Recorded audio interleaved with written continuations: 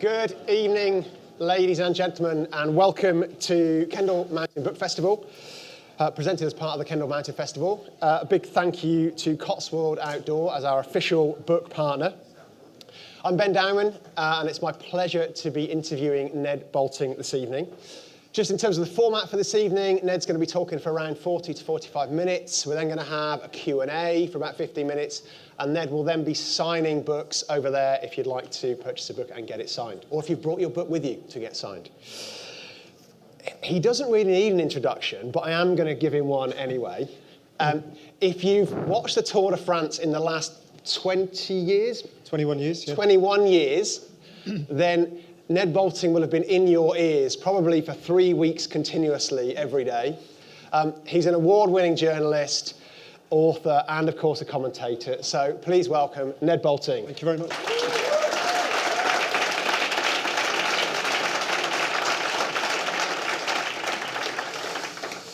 So we are here this evening to talk about Ned's book, 1923, The Mystery of Lot 212 and a Tour de France Obsession. This book has had rave reviews. It's been long listed for the William Hill Sports Book of the Year. And I think just to start off, Ned, yeah, this is a book that has multiple stories. Yes, yeah. It has a story about you. Yes. It's about 1923 Tour de France. It's about the Tour de France more generally. It's about the world in 1923. Very much. And some of the characters that were in cycling at that time. Yep, yep. So there's a lot of different things to talk about. Yeah. I think I'd like to start by talking about you and just set the scene for how this began. Yeah, and that's weirdly that's quite a good way of starting the story, because when I had to do a round of publicity before this came out in the summer, I think the first interview I did, and I really should have been prepared for this question, but the journalist asked me and said, "What's this book about then?" It was a fairly straightforward question, but I wasn't prepared for that. And off the top of my head, I said, I think on balance it's a book about something that happened to me. And it kind of is at the root of it, because it starts kind of with me riding my bike in the pitch dark after having commentated on stage 21 of the 2020 Tour de France, the first COVID year when it was delayed and we were in the UK, riding my bike flat out into a ditch in the darkness and smashing my right arm to bits as a result. And it was ouch. But it was quite a lot of ouch, actually. Yeah, a little understatement. Yeah. But it coincided with that time that we all don't want to remember, but sometimes it does come back to us, where the world was shutting down again for the second load of lockdowns heading towards the winter and Christmas of 2020. I'd broken my arm and the recuperation was really long and I had to wait for a long time for the operation. And I was feeling intensely gloomy as everything just shut down around me. And then suddenly I was contacted by a friend of mine who said, "You might be interested in buying this thing that is up for auction." And then you got a text, right? I got a text. Not only did I get a text, I got a text from the man who, if you've ever watched darts on the television, which I have a lot of, he's the man who introduces the players onto the stage. John McDonald, he's the guy who goes, "And now the 16-time champion of the world, it's Phil the Power Taylor." It's that guy. And he texted me out of the blue saying, "This might be one for you." And I kind of clicked on it. I could have even, I very nearly thought it was spam and just deleted it, in which case we wouldn't be sitting here. Did it start, "Hi Mum"? Yeah, a little bit like that. It looked a bit suspicious. And I clicked on this thing and the auction house was saying, "Reel of film, provenance unknown, Tour de France, question mark, 1930s, question mark," and that's all they knew. And it said like estimated going price 40 to 100 quid or something. And I bid 100 quid. And I kind of, in my mind, I thought, what's that even worth? Well, I had to put a maximum price in, 140, and I think I got it for 120. And a couple of weeks later, it arrived, this reel of projected film, in a jiffy bag, appropriately enough for cycling.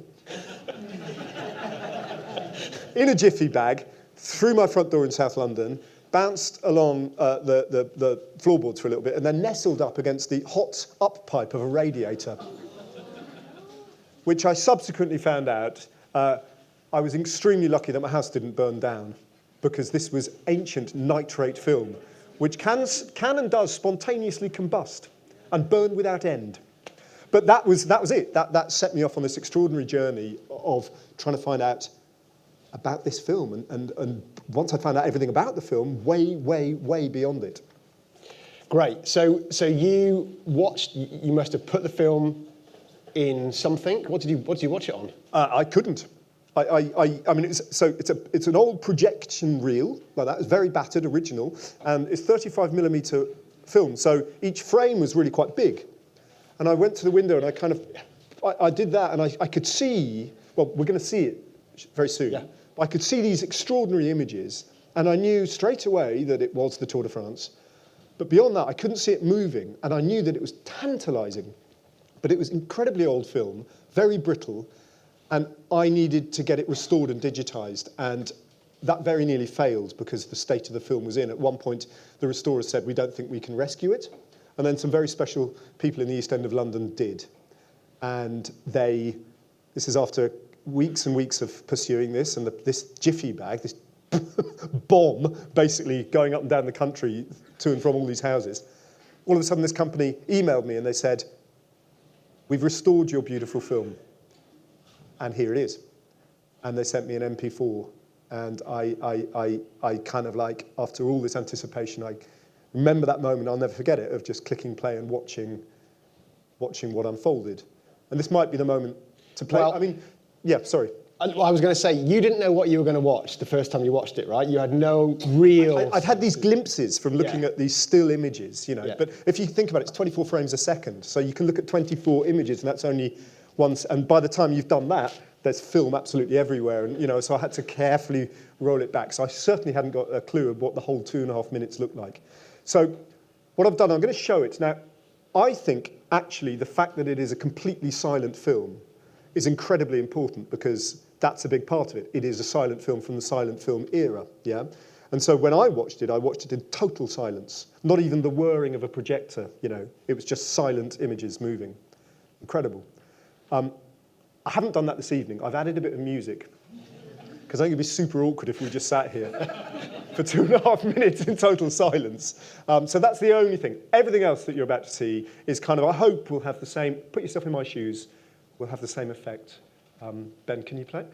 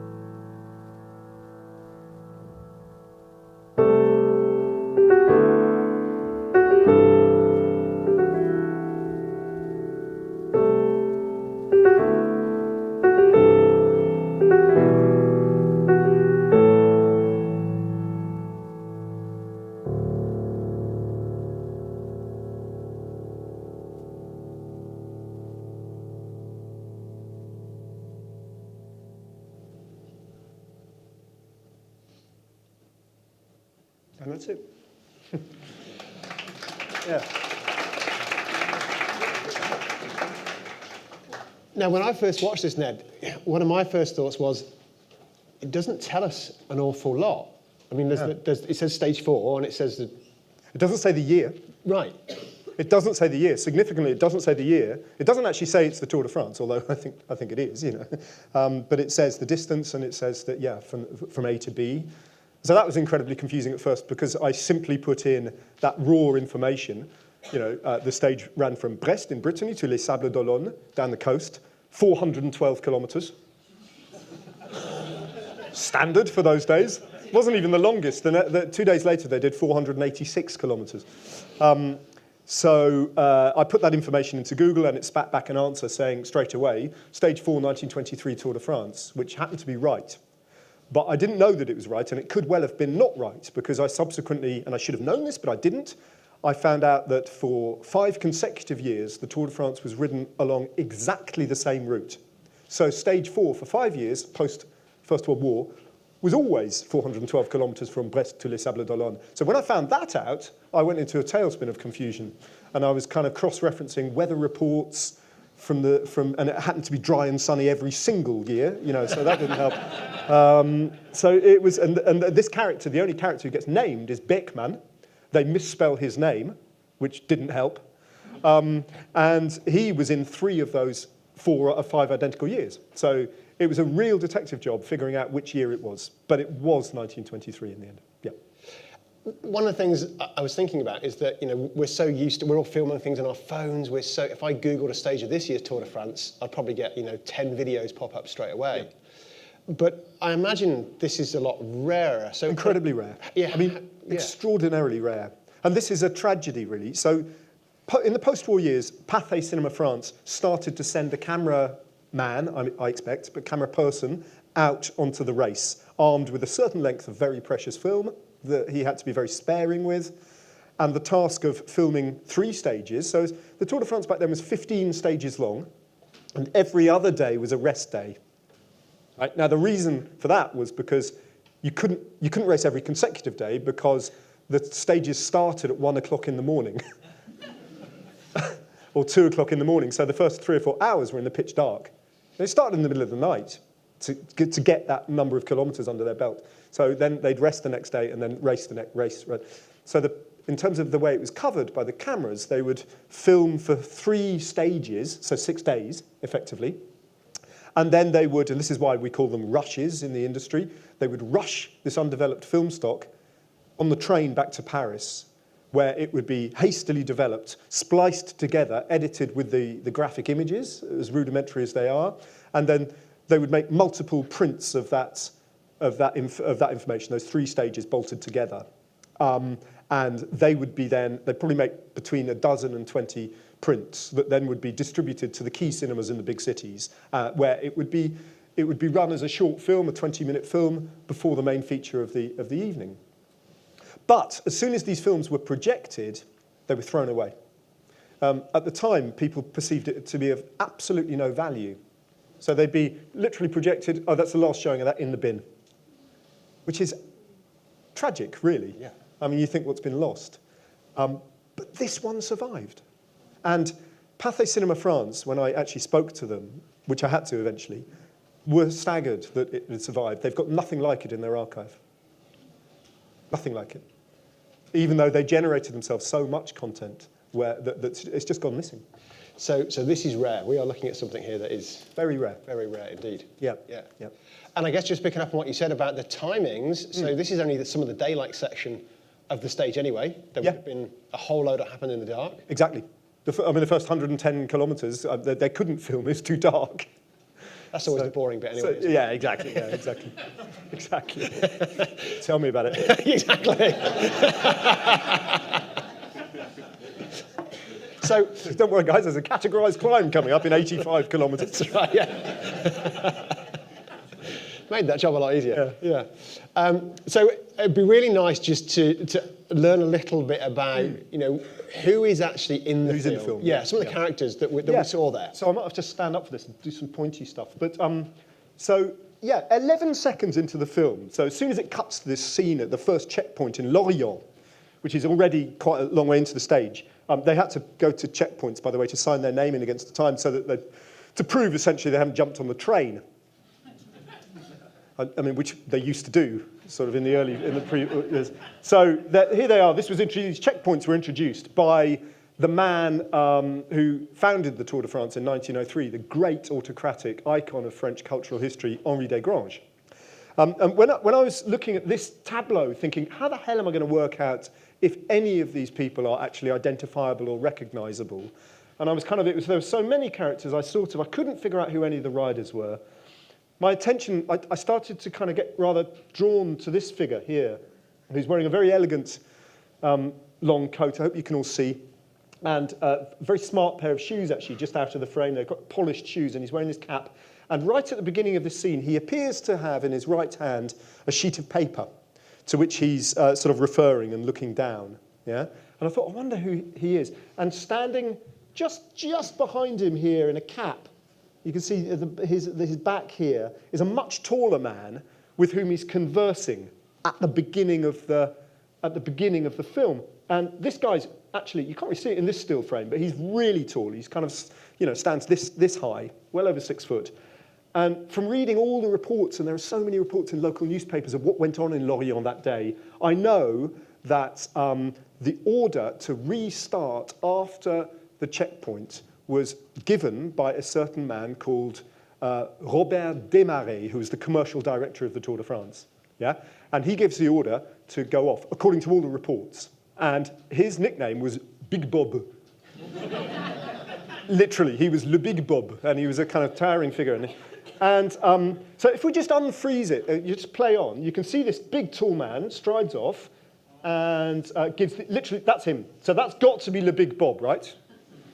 So if we can go, there he is still, this guy here, with whom he was in consultation, is Henri Desgranges. Is 100% Henri Desgranges. I've cross-referenced his clothing. It's extraordinary to think that he arrived in my house in a jiffy bag and very nearly exploded next to the radiator.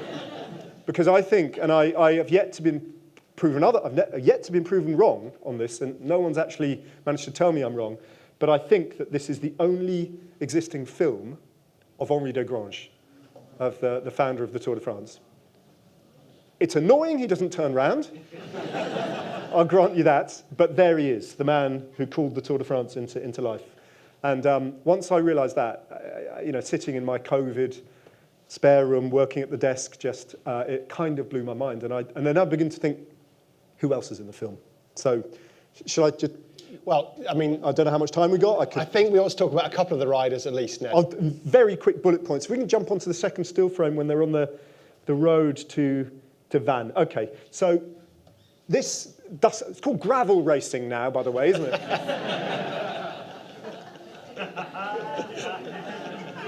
You don't need special bikes, folks. I realised, just use your bike. I realised that this jersey here is identifiably different from all the other jerseys. Yeah, it's much lighter in tone. In 1919, that was the first time that the Tour de France introduced the yellow jersey, the maillot jaune. And the more I looked at this character, who is actually quite visible towards the front of that pack of riders, the more I knew that was the maillot jaune of the Tour de France. That is the yellow jersey, the race leader. There are other still frames around there where he's a little bit more clear, but he is the first Italian ever to win the Tour de France, Ottavio Bottecchia. He didn't win it that year, even though he wore the yellow jersey for a long period throughout that Tour de France, but he won it the following year in 1924. In 2024, so next year, the Tour de France will start in Italy for the first time ever. And it's partly in recognition of the centenary of the achievements of Ottavio Bottecchia, who you can see here making his debut at the Tour de France and wearing the yellow jersey. So that's another, I think if you're interested and invested in the history of this great race, that's another spectacular find in this film. This is Ottavio Bottecchia riding his first Tour de France in the yellow jersey. And incidentally, I won't tell you how, but he doesn't live beyond the next 3 years. Something happens to him, which is in the book. This man here wins the Tour de France. I figured out eventually, and so Bottecchio was relatively, once I'd figured out that's the yellow jersey, that was a fairly easy thing to identify. But this man here and this very tall figure behind him, who rides always a few bike lengths off him like that, they could only be the Pélissier brothers. So this is Francis Pélissier, the domestique for his champion brother, Henri Pélissier, who goes on to win the Tour de France in 1923. And by doing that, he ends a 7-year run in which Belgium has won the Tour de France. So it's a hugely important moment for the race and for France, and still reeling from the effects of the First World War, etc. So he is one of the most unpleasant men ever to ride the Tour de France. I document in great detail just how unpleasant he is, and how he too, a bit like Ottavio Bottecchio, but in altered circumstances, would not survive for very much longer either. Both men having served in the First World War, like pretty much everybody in the Tour de France in 1923. So there you go. There's just a little bit of a sense of what richness lies within this film. Brilliant. And Ned, you've talked a little bit about how the 1923 Tour de France was different to the Tour de France that we would know now. You said that the route stages were ultra-endurance events, yeah, and they happened every other day. Yeah. Can you just, one of the things I didn't realise when I read the book was some of the other differences, like the bikes and the food and the rules. Could you just tell us some of the other differences, which I think are fascinating? I mean, the rules were kind of absolutely nonsensical. Henri Desgranges had a kind of obsession with this very 19th century understanding of, this Corinthian understanding of what sport is, this noble ideal of kind of the natural virtues of endurance and forbearance and courage, and these were the kind of currency with which he viewed everything. So anything that smacked of kind of making it easy for the riders or collusion or anything like that, he railed against, yeah?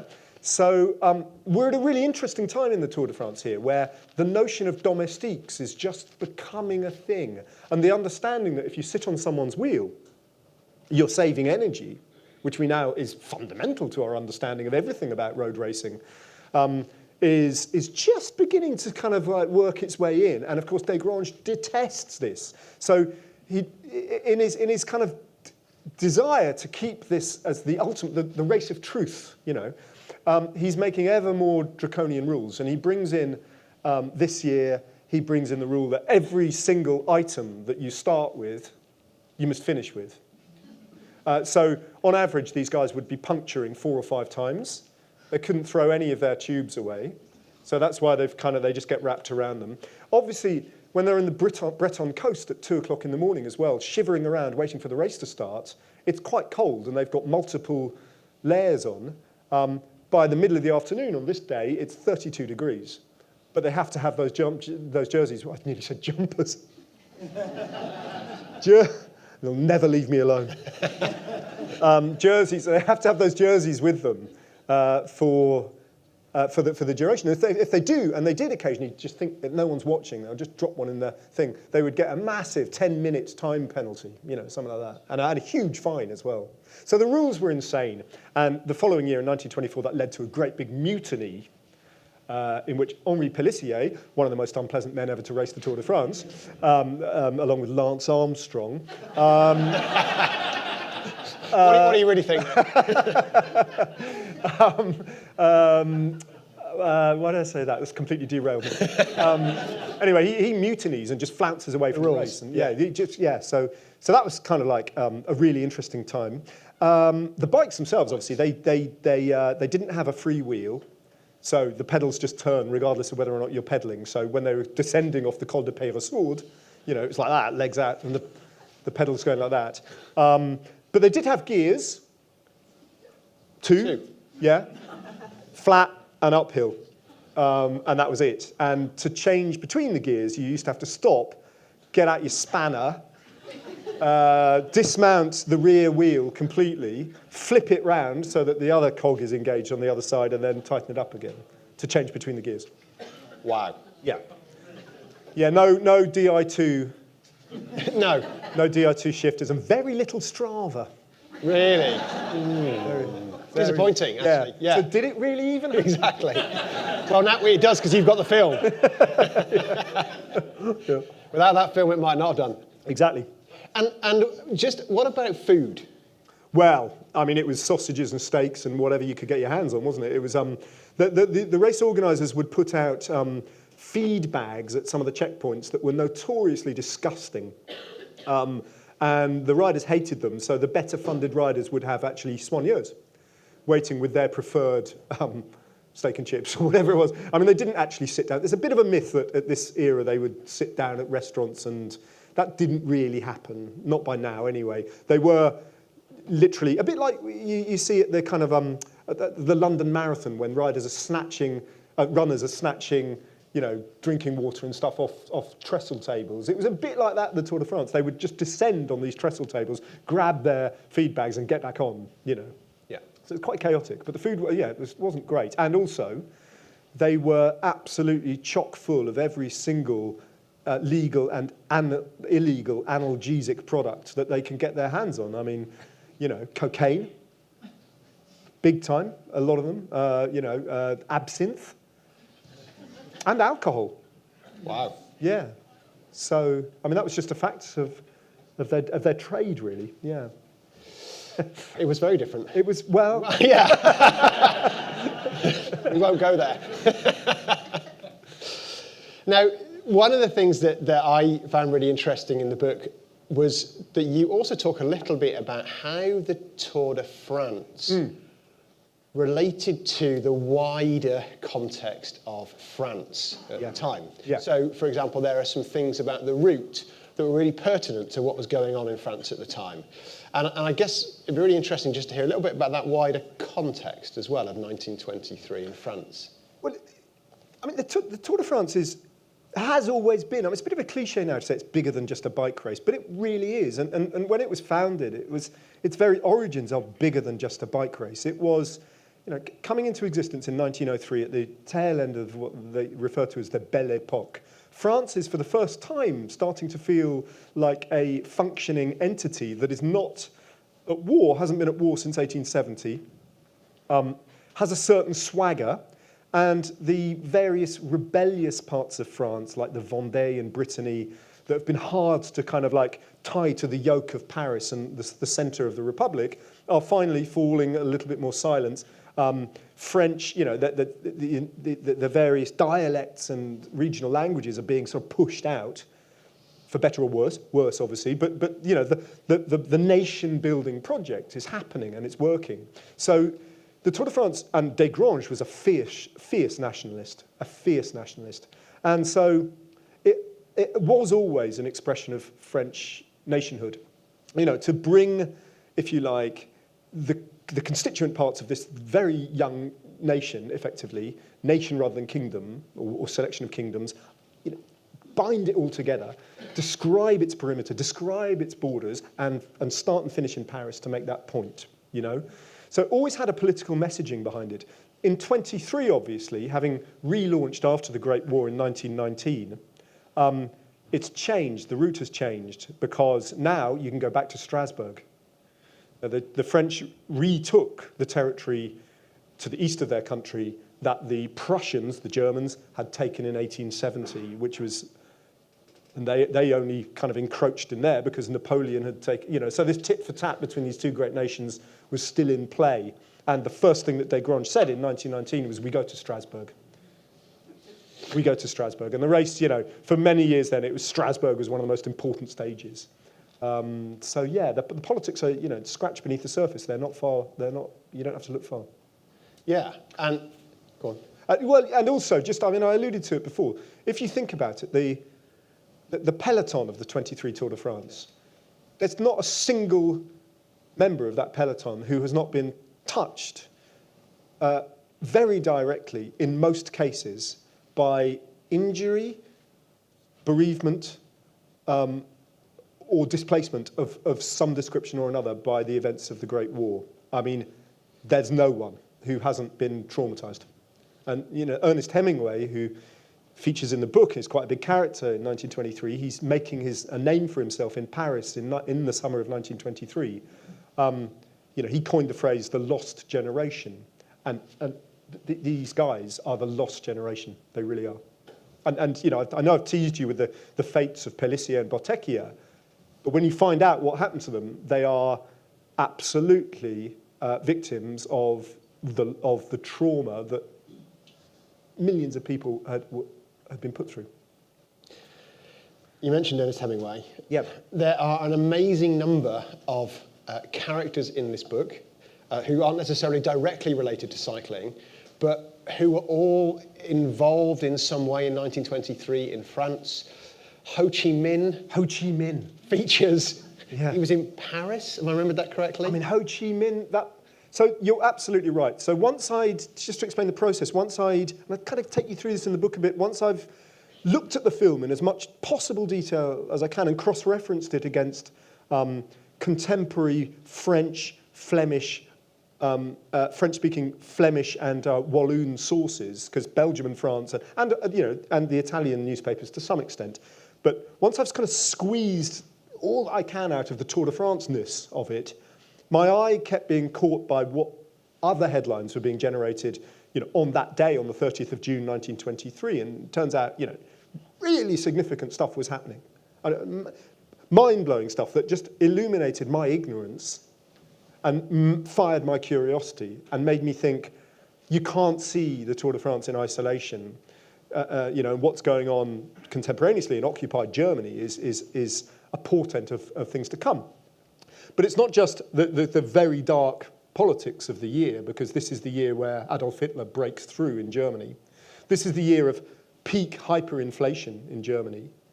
This is the year of the Munich beer keller putsch that ends up with, in November, almost to the day, 100 years ago, with Hitler in prison and starting to write Mein Kampf.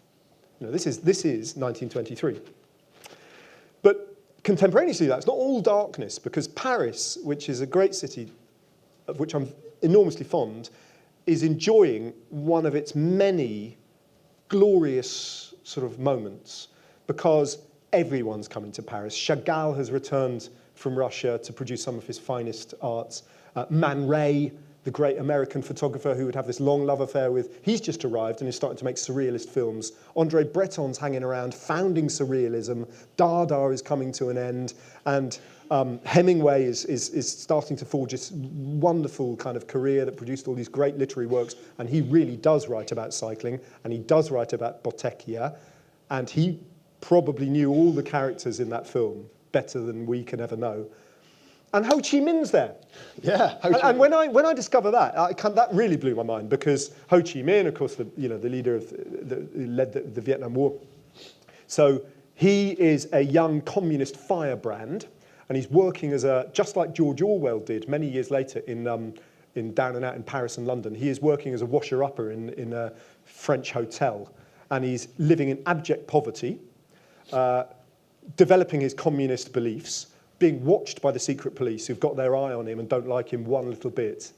But at the same time as he's planning on taking over the world, right, he is also taking the time, and here's what's so interesting about this, he's also taking the time to write under a pseudonym to a French newspaper an opinion piece, a letter that was published, a letter to Prime Minister Raymond Poincaré, written by Ho Chi Minh. It's not about politics. Ho Chi Minh is incensed that and he speaks perfect French, that too much English has crept in to the French language being used by boxing reporters. It's quite specific, that, isn't it? It's really specific, but it speaks to me of the fact that we consider, I think in this day and age, we consider sport to be one thing, art to be something else, and politics to be something else. I've lost count of the number of times when I'm on social media, people tell me to stick to cycling. Because why would politics have anything to do with sport, or sport anything to do with politics? Well, I mean, back in 1923, this risible division of these kind of human endeavours wasn't there. So people had all these kind of like cross-pollinating interests, which is why Hemingway was, if Hemingway wasn't writing or drinking, he was down the velodrome, or at the horse track. That's what kind of like floated his boat. And on just the final thing about Ho Chi Minh is, when I found this out, so I'm talking about synchronous things that are happening literally at the crack of dawn on the 30th of June 1923, when these guys are being sent on their way by Le Big Bob. Ho Chi Minh, having a few weeks earlier fled Paris because he was being surveilled by the secret police, has made his way via Berlin and Hamburg and taken a boat to Leningrad, where he has, or Petrograd as it was called then, where he has disembarked at exactly the same time that the film starts. Exactly the same time. And his mission is to go and see Lenin in Moscow. Wow. So all these geopolitical plates are shifting around this film. Wow. Yeah. So, I want to come back to we started talking about your story in this. And I want to come back to, you just spoke briefly about you had to do quite a lot of, obviously you had to do quite a lot of research, and you talked a little bit then about some of the things that you did contacting people in Belgium and France. Yep. I just want to read something that you say in the book about identifying the riders when you were going through this. And you say, if I couldn't identify them at all, if it were to improve impossible, it would bring to a shuddering close the sense of purpose that my inquiry had brought to my life. I lived in the dread on that finality. I couldn't return to the reality of the pandemic, so I persisted even when it felt futile. Yeah. I was losing my mind a bit. Well, that's kind of, I mean... I was. Yeah, we're saying that in a smiling way. Yeah. But I suppose, you call this book an obsession. Yeah. And I'm really interested in, do you think this obsession was your way of escaping 100%. the pandemic? 100% it was. I mean, I don't know how... Did we all have a lovely pandemic? I mean, I really did. Yeah, exactly. One person did. One did. I really struggled with it. I mean, I had no particular, I have no kind of personal tragedy to pin this on. Don't get that. I'm not trying to give you that impression, but I struggled with it. I found it enormously difficult, and this entering my life gave me precisely that purpose. So every day I just couldn't wait to get to the desk, and I was stuck at my desk for a lot of this. Eventually, I'd go out into the world and sort of meet some of the real people in this mission. But for a long time, my computer, my laptop, became a time machine, and I would fall back into this year. And to this day, if I see 1923 written on anything, anywhere, it catches my eye, and I have an almost triggering response to it. I became completely engrossed in the notion of a single year in human history. Very hard to describe. Very hard to describe. I've never experienced anything like it before or since, but it kind of saved me. It kept me sane. Yeah. I think. Yeah. I don't know. And so I suppose, following from, I think I might know the answer, but if it hadn't been the pandemic, if you hadn't been sat at home with a broken arm and maybe not a lot of stuff happening, do you think, you would have followed up on that text?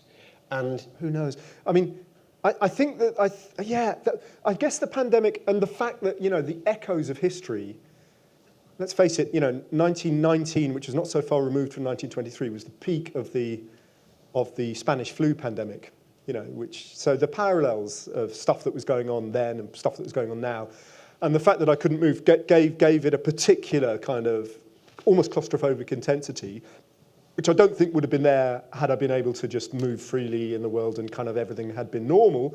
But I think it's such a strong proposition. I think it would have been a different book. It would have been a different book. And I can't say that it would have been a better book. I know it would have been different, possibly a bit lighter.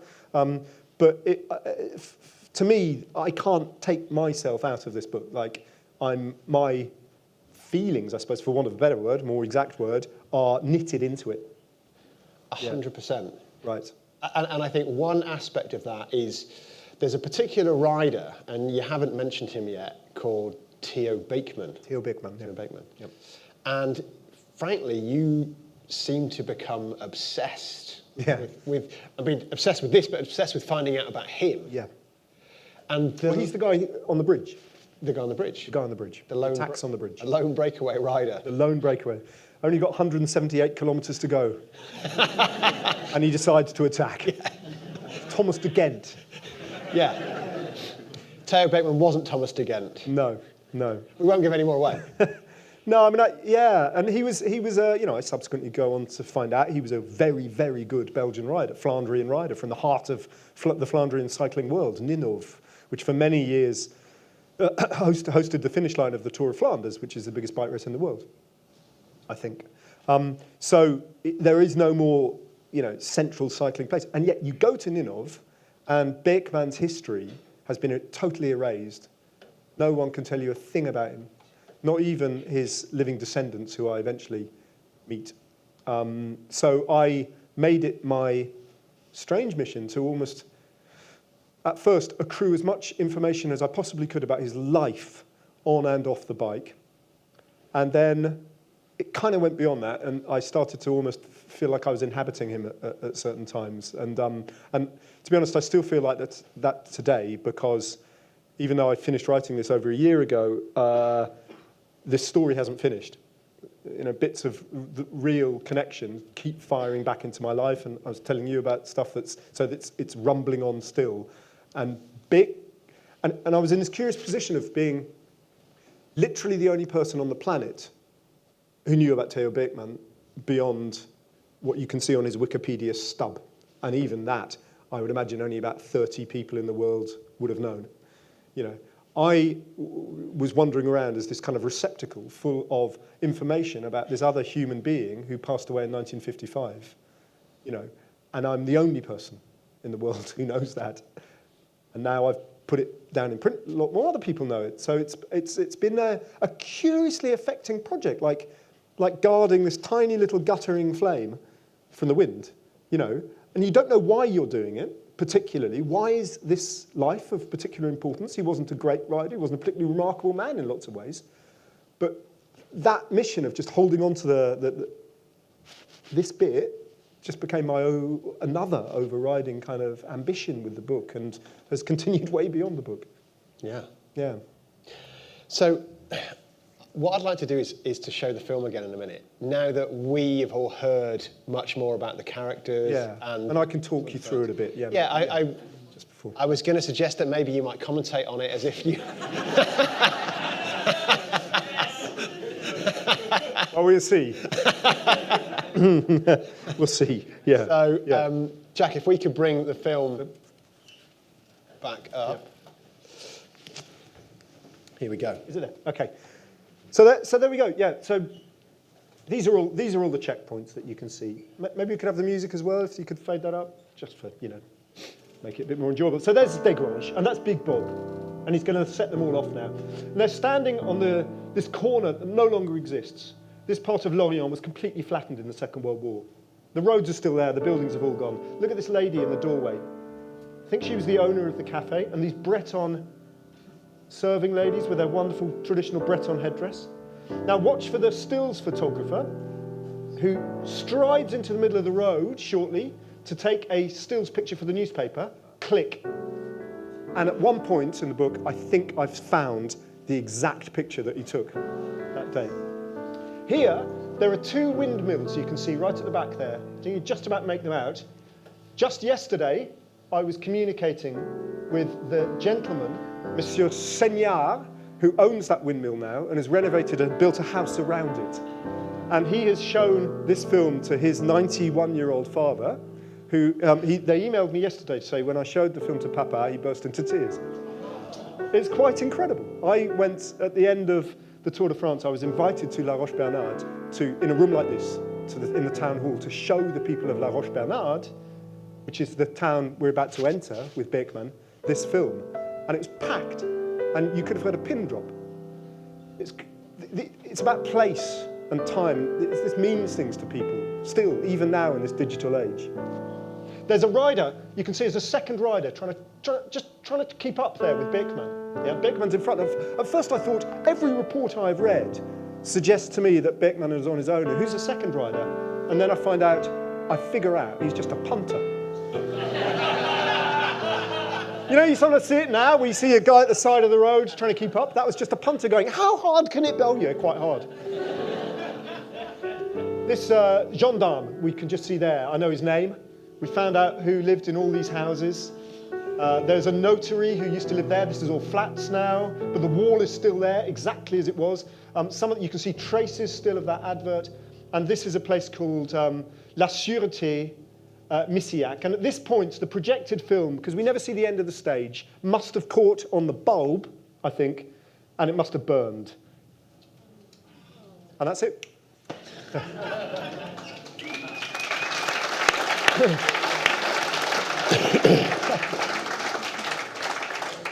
Sorry, it wasn't really commentating, was it? Bateman attacks! We've got about 14 minutes left, everyone, and I'm sure there are many questions that you have, so I'm just going to ask if we can bring the lights up a little bit and give you an opportunity to ask Ned questions, obviously about the book and the film, but potentially other cycling-related matters. Anything, yeah. Anything or goes, darts. okay, or dance, right? Darts. Or boxing. Yeah. What questions are there? We've got a hand up. This gentleman was here first, yeah. It's such a pleasure to hear you get so excited about the whole thing. Did you feel, when you were doing it, you could imagine yourself standing there in a long coat and posh shoes at the start of 1923 and wishing you were there facing the riders? I mean, a bit of a sort of yeah. dreaming of being there? Yes, absolutely. And, you know, just when I was showing you the film there, when I told you that corner in Lorient was flattened. When I first did my Google, dropped in on Google Street View when I'd figured out exactly where it was, to look at that corner and found out that there was nothing that had survived, the Allies bombing in 1944. It was heartbreaking because I had put myself in the position many times of wanting to go there as soon as lockdowns allowed me to stand where Desgrange is standing and to kind of inhabit that space. Because that film got under my skin in ways that I think I've probably given you an inkling. Just a tiny inkling. Just an inkling. Yeah. But, when you were stuck there, it's 2.5 minutes long. How many times do you think I've seen it? So it did. Close my eyes and I can see every frame. So, it's... You've put the nail on the head.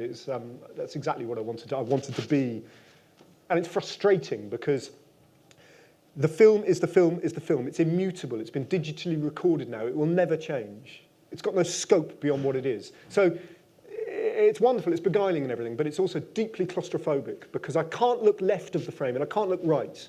It is what it is. Does that make sense? Yeah. And so there's along with the kind of mystery of exploring it, there's a real sense of claustrophobia being locked into it as well. How many times do you think you have watched it? Oh, God. To the nearest 100? I mean, it must have been, on a daily basis, it must have been hundreds of times for months on end. So many, many thousands of times. Yeah. Great. Who else? Yes. Over here. So I very much enjoyed the talk and listening to you talking previously on Never Stress Apart. On Never Stress. Do you know anything about your rivals in the auction? Rivals in the auction. Oh, well, no one was interested. That's the funny thing, no one was interested. Somebody bid £10 more than me. I think my opening bid came in at 100 quid. And slightly to my annoyance, someone went 110. And I went, oh, no, that wasn't the plan at all. So I did 120, and then that scared them off. But bear in mind, this was a UK auction, right? This massive auction house called Graham Budd Auctions. And actually, this afternoon, I found myself going back for the first time to literally, certainly just scratched me, to Graham Budd Auctions. I hadn't visited that website since I bought the thing, just to see what they're selling now. And there's a massive amount of football memorabilia and rugby memorabilia and cricket. Absolutely nothing on cycling. That didn't stop me bidding. I have bid almost exactly the same amount of money I bid for the film. I've bid 100 quid for a miner's lamp made from brass engraved that actually works as a lamp, so it's been electrically plugged in, that was handed to the captain of the French national team football team in 1960 by the captain of the Belgian national team when they were playing a friendly in Liège. Again, quite specific. I don't know if there's a book in that one. What was your darts friend looking at the site for? He was just buying football shirts and stuff like that. That's what most people weren't. They're just on the site for that. So this, honestly, it was a providential strike of lightning. You know, they never sell cycling stuff. This is not a cycling country. How did this film end up here? Who was selling it? Well, you know, auctioneers they don't talk about it. So I contacted them and said, where did you get it from? And they were not telling you that. And then I said, please, because it's kind of important. They said, all right, German auction house sold it to us. And I said, put me in touch with the German auction house, please, because I want to find out its provenance. And they went, no way. Because a lot of the stuff that you see on auctions is dodgy. Yeah. Right. Yes, this gentleman here. Thanks, Ned. That's really cool. Thank you. Place clearly has meaning. Yeah. Could you see yourself doing this for like something other than cycling? Clearly, you're very knowledgeable on cycling, but France is obviously somewhere you can hear in your pronunciation of French words and whatnot. Could you do another sport? Could you see yourself picking another film? I mean, I don't. This was a one-off project. I can't see this happening again, frankly. You know, but I mean, what it has, because of the success of the book, and it has been very successful. And thank you if you bought it. You know, and it has reinforced in my mind the opinion that I expressed this evening on the stage a little bit, that we don't need to be just pigeonholed into one thing or another. Booksellers hate it. You know, Waterstones hate the fact that they don't know where to place this on the shelves, really, because they want a very clear offering. But I think as is evidenced here, I think there's an appetite for actually being a bit more grown up about it and understanding that the world is full of interconnectedness. So yeah, I'm looking for that. You know, it might be the miner's lamp. Miner's lamp. Excellent. Yes. Go ahead. When you first got the film, Yeah. when did you realise that there was more to it than just a film? So that there was a book in it? Within seconds. Yeah. Really? I mean, yeah, seconds, because I'd never seen anything like that. Never held anything like that in my hands. And I had this innate hunch. It was a long time before I could confirm that I was right, but my hunch was, this is the only copy of this in the world, isn't it? I was sweating on that a little bit. You know, it would have really broken me a bit if Pathé, when I spoke to them and said, that if they'd said, yeah, we got 7 of them in the cellar. But when they said, no, it's completely unique, it was a weight off my shoulder. And, you know, it was very interesting talking to Pathé, actually, because they are a monument of French cultural, you know, history. They are an icon of French pride, actually. And their archives in Paris are an incredibly important place, as you can imagine. So talking to them was important to me. I established quite quickly that they still, surprisingly perhaps, owned the intellectual property rights to the film. So they owned the copyright, which I didn't contest, but I owned the film. So we had to negotiate, and they were great. Once they realised quite how important the film was, actually, they said, listen, Ned, go ahead, you can do what you want with it, but return the film to Paris. And I went, nothing would give me more pride than to return the film to Paris. So very, very carefully by some specialist couriers, it was picked up, put in an icebox, and taken across the channel. And when it arrived in Paris, they even sent me a little photograph of it sitting in the vault where it is, and with a little message saying, your film is home. Which is, again, it's just wonderful. Yeah. Yeah. Oh, Brilliant. what a soppy lot. Yeah. I like that, didn't I? Yeah. Brilliant. Any other questions? Who else would like to ask something? Perhaps in this lady at the back, in the middle. Yes. How did you actually establish that it was 1923? Because you said that there were Yes. 5 other... Because of my friend Theophile Birkman's attack, actually, in the end, I had to scour the newspapers until I found any, because it was a bit Thomas de Ghent, actually, because it was inconsequential ultimately. He didn't. No, that's not fair. Roman Bardet, Pierre Roland. That's just all rude, isn't it? It meant nothing ultimately in the stage. He didn't win the stage. He didn't come close to winning the stage. So he'd done this thing in the middle of the stage for reasons actually that I try and get to the bottom of. Why did he do this mad thing, attacking on his own here? And that in itself is quite interesting. But so not many people, when they wrote their big reports in the main national newspapers, actually bothered reporting on this thing that had happened in the middle of this 412 kilometre stage, because his attack only lasts about 20 kilometres, and then he's reeled back in. So, and then I started to find, just by sheer diligent looking and looking and looking, I found one or two reporters who said, oh yeah, and this Belgian who none of us know anything about did this thing in the middle of the stage. And then I knew it was 1923. But without that extra bit of information, it would have been almost impossible to tell, I think. Yeah. Thank you. Right. Okay, we perhaps have time for one more. Who was in the yellow jersey? Well, I knew that the yellow jersey was there, but I didn't know who he was. But then when I found out who the yellow jersey was, if you see what I mean, and looked back at the yellow jersey on the film and looked at pictures of Bottecchia on a bike and his shape on a bike, and over the years as a commentator, I've become quite adept at looking at the shape of riders on bikes, because that's frankly the only way I can identify them most of the time, you know, what their shoulders look like, how they sit, their posture and the angle of their head. It became absolutely clear to me that that was Bottecchia, which was further confirmation that, you know, yeah. Probably one more question we have time for. Yes, gentleman at the front.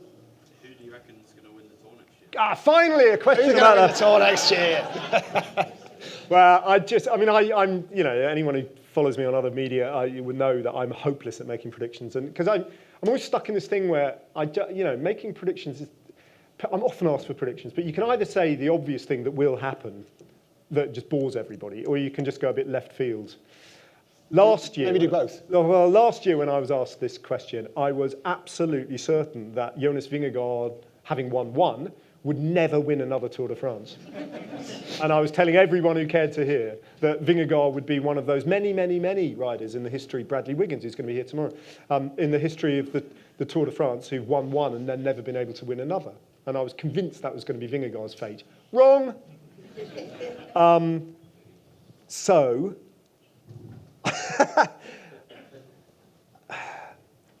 It's a tough one, isn't it? Because we're going to have all four of them there. We're going to have Roglic riding for Bora Hansgrohe, which is fascinating. He's not done yet, Primož Roglic. Nothing like done.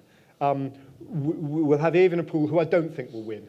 And I do question, actually, I do question whether Evenepoel has got that many Grand Tours in him, actually. Pogačar, I don't know. I would hate to see him change his approach, but maybe he does need to change his approach. And also, let's not forget how last year he came to that tour not in the best shape because of that wrist injury. And that has become much more apparent now. The dust has settled, we've all thought about it and we've read about it.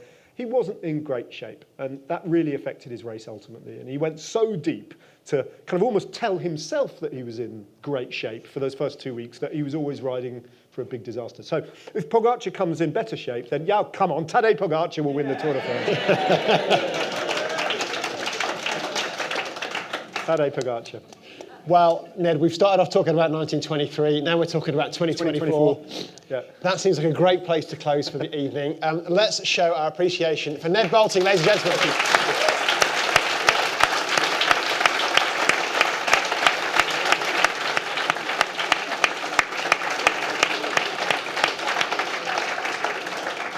As mentioned, Ned will be available for book signings, and you can buy books over there. Have a great rest of the festival, everyone.